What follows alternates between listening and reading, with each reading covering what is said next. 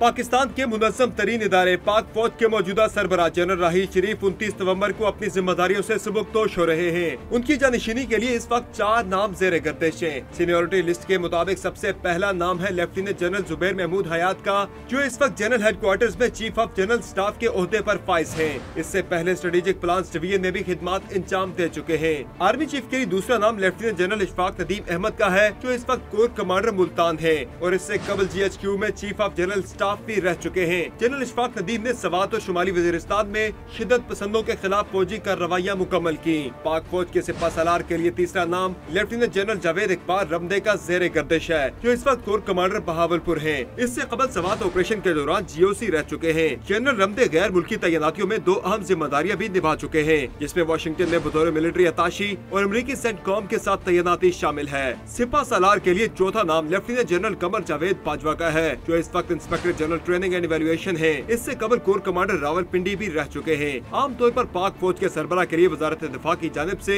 वज़ीर-ए-आज़म को 3 नाम इरसाल किए जाते हैं। आईनी तौर पर वज़ीर-ए-आज़म का स्वाबदीदी इख्तियार है कि वो लेफ्टिनेंट जनरल्स में से जिसको चाहे आर्मी चीफ मुकर्रर करें। Samar Abbas, Dawn news, Islamabad.